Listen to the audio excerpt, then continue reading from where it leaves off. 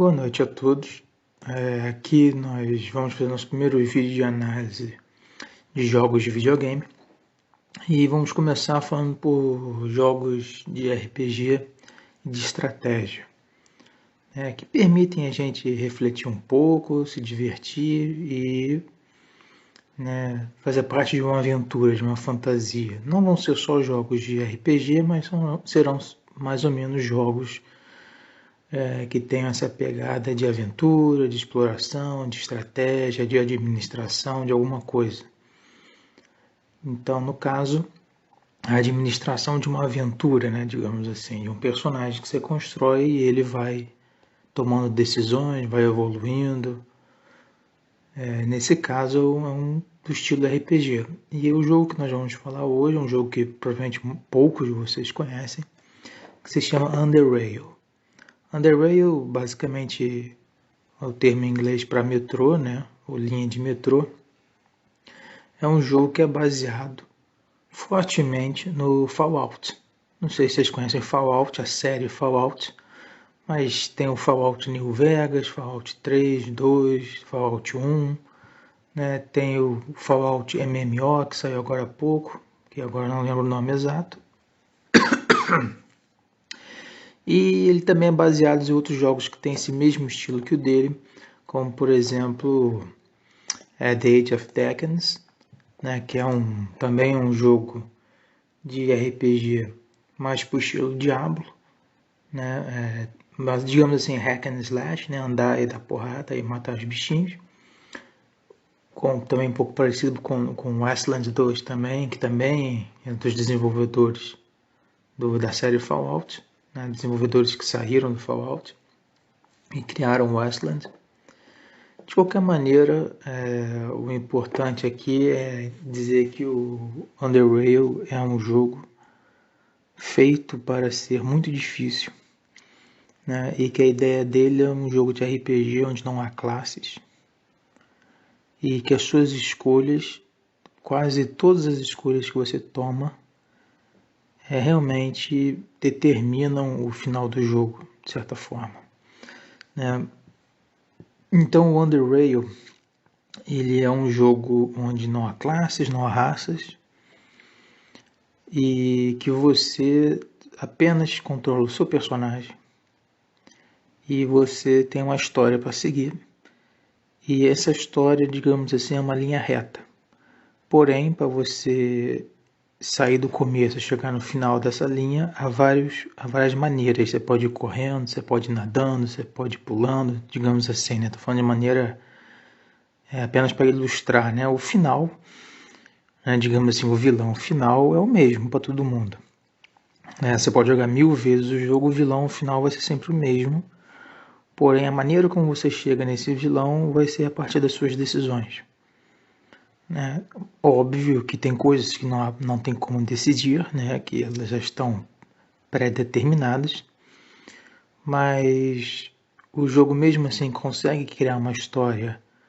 Não vou dizer que é uma história cativante, porque ela é uma história de uma distopia, ou seja, um futuro muito ruim, onde todos vivem nas linhas de metrô, mas que não é por isso que não é cativante. Não é cativante porque o jogo, por ser uma distopia e o jogo ter uma pegada supostamente realista, digamos assim, não há muito espaço para a imaginação. Então a narrativa ela é bem parada. Você não vai ter surpresas, tá bom? Se você está achando que você vai andar no jogo e caramba, cada hora vai ter uma grande revelação, um mistério para ser resolvido, um monstro que vai vir de lugar nenhum, não, entendeu? As coisas têm um caráter lógico, bem racional, digamos assim, então não é um jogo que vai te surpreender e não é um jogo que tem fantasias, digamos assim.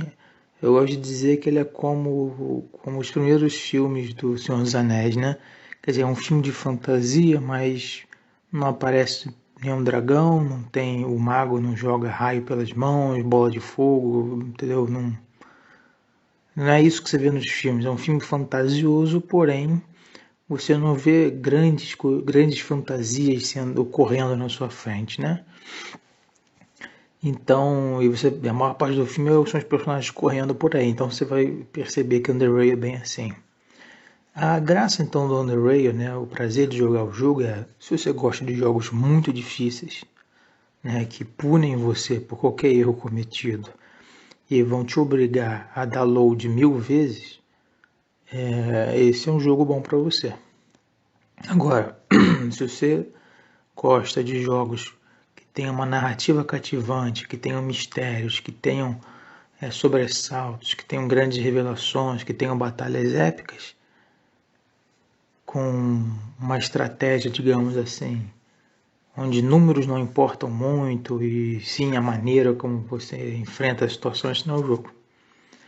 Não porque o Underrail seja um jogo com muita matemática, né, digamos assim, não é um desses MMOs que você tem que calcular, como esses MMOs tem que calcular a porcentagem das coisas. No fim das contas, você tem que entrar num site na internet e ver a calculadora daquele jogo para calcular classe, talento, magia, dano, enfim.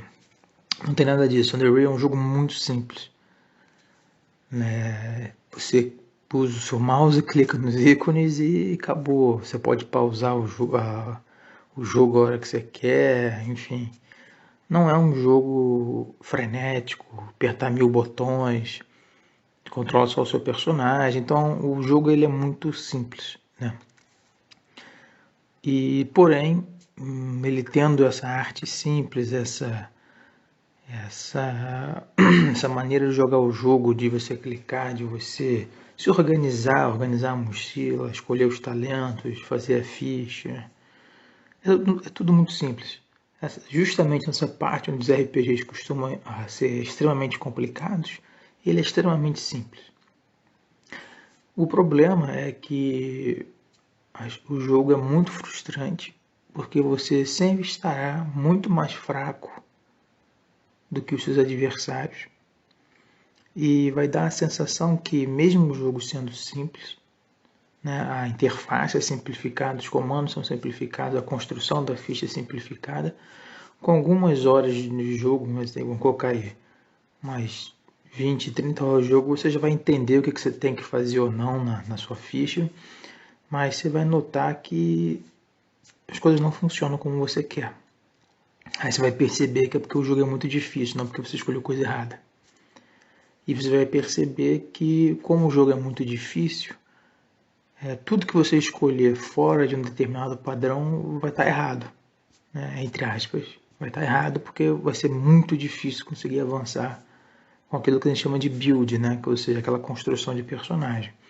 E o Underrail, ele parte da premissa de que você tem muita liberdade para fazer o seu personagem, isso é verdade. Né? Então você pode fazer um personagem. Grande parte do jogo é combate, né? Tem muito diálogo, tem, né, habilidades, perícias e talentos que vão permitir avançar muito no jogo e ganhar coisas através do diálogo. E o jogo tem muito craft, né? Você tem essa oportunidade de construir suas próprias coisas, mas também não é obrigatório.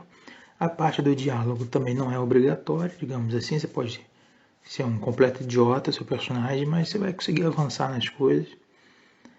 E, evidentemente, como todo jogo de RPG, na maioria, é o combate, né? O combate é o que acaba sendo praticamente inevitável. Então, o que ele dá de bom nessa parte do combate?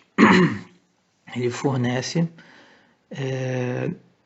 talentos que você escolhe por ter talentos anteriores, né? Tem pré-requisito é outro talento, ou simplesmente atributos, né? Tipo força, habilidade, força, destreza, inteligência, e é isso. Então você não tem classe, não tem nenhum tipo de limitação nesse sentido. Então você pode construir o seu estilo de jogo. Então, por exemplo, como é um jogo do futuro, né, digamos assim, né, uma distopia, você tem armas, então você pode fazer uma build que usa só pistola, uma build que usa escopeta, uma build que usa rifle, uma build que usa sniper, uma build que usa faca, uma build que usa machete, uma build que usa lança, uma build que usa lança e escudo, uma build que usa metralhadora leve, né? Tem build que usa granada, enfim. Essa é a graça do Underrail, é que você tem uma quantidade gigantesca de builds que você pode construir. Você pode misturar e fazer uma espécie de ninja, né? Ou seja, você usa armaduras leves e você usa só faca e faca de arremesso. As pessoas chamam isso na internet de build de ninja. Né? O pessoal chama build de operação especial, que é o quê? Que é roupa leve, talentos que beneficiam armaduras leves, mas você foca em talentos que usem metralhadora leve, né? Aí você vai e pega a sua perícia de craft e coloca na sua metralhadora leve uma mira laser. Enfim, e aí as pessoas vão inventando, vão criando, isso tudo você acha na internet. Tem as pessoas gostam muito, que é a build de marreta, né? Que é tipo o cara mais forte possível, com a arma mais pesada possível, com a armadura mais pesada possível. Né? Enfim, aí você vai pegar talentos como, né, se tiver recuperar os pontos de vida rapidamente, como se fosse um bárbaro, né? Quanto mais vida você perde, mais forte você fica, enfim. O jogo permite muita coisa. O problema é que é tão difícil que não faz diferença. Essa é a parte ruim do Underrail. Se você quiser jogar Underrail do jeito que você quer, você vai ter que jogar no fácil. Só que aí não vai ter desafio nenhum, porque vai ser patético. Tô falando sério. Vai ser muito fácil. Aí você vai tentar jogar no médio pra cima. Você não consegue jogar o jogo se você não seguir builds específicas que tem na internet. E você não pode cometer nenhum erro. Senão você vai ter que recomeçar o jogo. E por que isso é um problema, essa parte de recomeçar? Porque o jogo não permite em nenhum momento que você altere aquilo que você construiu. Então, ou seja, se você está insatisfeito com o personagem que você construiu, não tem como mudar os talentos, não tem como mudar as perícias, não tem como mudar os atributos. Você vai ter que fazer um novo jogo. E não tem código para você ir para a fase seguinte, para você dar porrada e matar todo mundo, para acelerar, não. Você vai ter que fazer tudo de novo. Eu, por causa disso, eu cheguei a fazer 10 personagens diferentes, se não me engano. 10 vezes eu cheguei a jogar esse jogo desde o começo. Cara, uma hora é insuportável. Mesmo que o jogo seja interessante, porque você tem... A história não é ruim, mas você vê que o cara trabalhou naquele jogo, o cara se esforçou no jogo. Então isso me atrai, isso faz com que eu queira jogar o jogo. Mas depois da 8ª vez, você já não aguenta, você fala, cara, puta merda, entendeu? Eu só quero matar aquele chefão para ver o que tem depois. Mas você não consegue. Porque lá atrás era para você ter pego o talento de arremessar granada e não o talento da besta, né? De atirar com a besta. Agora você está na desvantagem, porque esse chefão só dá para matar com granada. Então a ideia do jogo é o seguinte, você constrói a ficha do seu jeito, mas você vai bater num obstáculo e vai perceber que você fez sua ficha errada. Aí você vai voltar tudo, fazer um novo personagem. Vai chegar nesse obstáculo com a ficha boa, vai passar, vai chegar no próximo obstáculo, vai perceber que você errou alguma coisa. Vai voltar, vai fazer um novo personagem. Isso é insuportável. Então eu diria, pelo menos para mim, então eu diria que o Underrail ele é extremamente difícil. E você vai ter que jogar muito, muito mesmo, para conseguir zerar o jogo.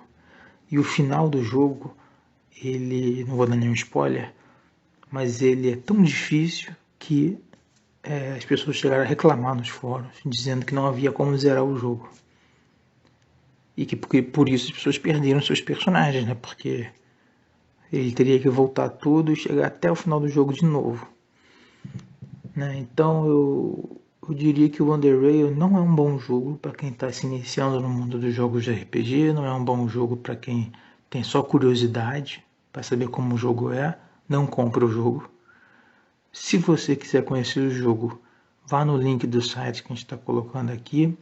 Vamos colocar o link também que apresenta as builds do jogo, para vocês terem uma ideia do que pode ser feito nesse jogo. E também tem os fóruns da Steam, que são os que eu conversei mais, que há muitas análises, muitas críticas lá. E eu acho assim, mesmo assim eu diria que o Underrail é um jogo que deveria ser nota 10, mas não dá porque o objetivo dos criadores do Underrail é fazer jogo para um nicho muito específico do mercado, que são as pessoas que têm um caráter meio masoquista. Eu estou fazendo uma brincadeira aqui, que gostam de coisas quase impossíveis de serem resolvidas, e que a graça é essa. Então, eu, assim, sinceramente, eu daria para o Underrail um 7,5. Que é um jogo que você vê que a equipe se esforçou. É um jogo indie, é um jogo que não tem financiamento de empresas grandes, não é um jogo que veio para revolucionar o mercado, é um jogo que veio para resgatar aquilo que a gente via em Fallout 1, Westland, que a gente via em... agora eu estou esquecendo, mas de outros jogos de RPGs bem antigos, assim, né? Aqueles primeiros lá, Baldur's Gate, né? Isso, Baldur's Gate é um bom exemplo. Diablo, né? O primeiro Diablo. Diablo é hack slash, mas é no mesmo estilo de que um personagem, o mundo roda em volta daquele personagem, o caminho é um tanto linear, né? Underrail, evidentemente, muito mais... O mundo é muito maior do que o do Diablo. E o Underrail, ele tem, além disso, né? Para finalizar, ele tem a vantagem de ser um jogo com craft.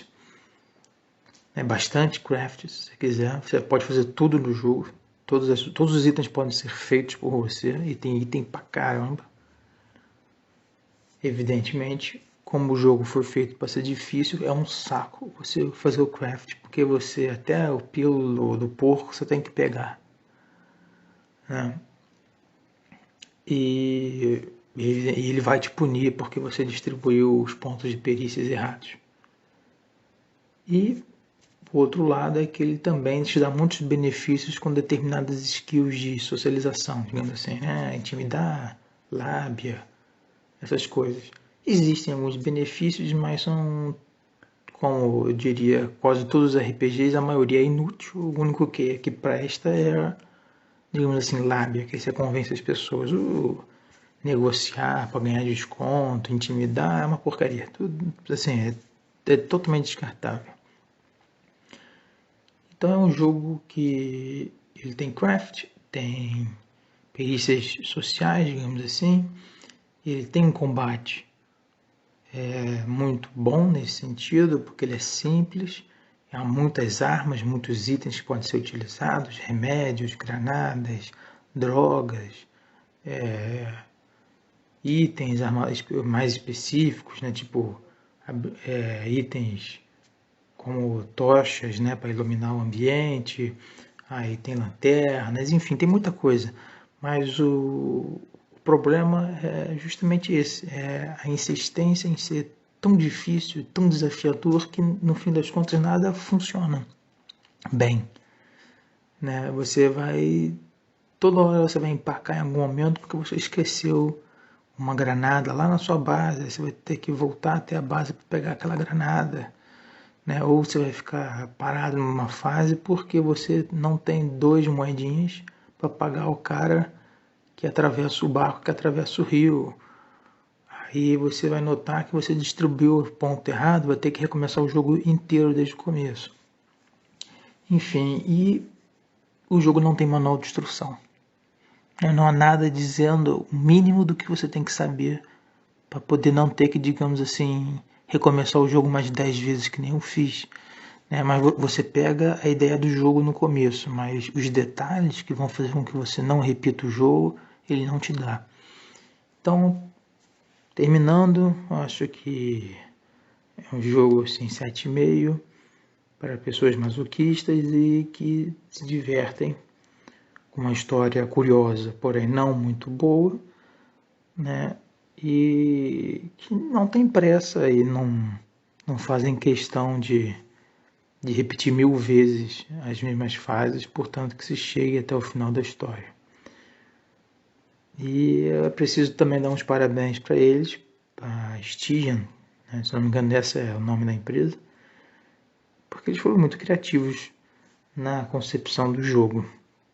Né? Eu não posso dar muitos spoilers, né, evidentemente, mas você joga o jogo e você vê que o sujeito consegue colocar naquele jogo que é uma distopia de parte de um metrô, o cara consegue colocar muita ficção científica. Então esse também é um lado bom. Então acho que 20 minutos está bom, né, para apresentar o jogo. Foi nossa primeira análise.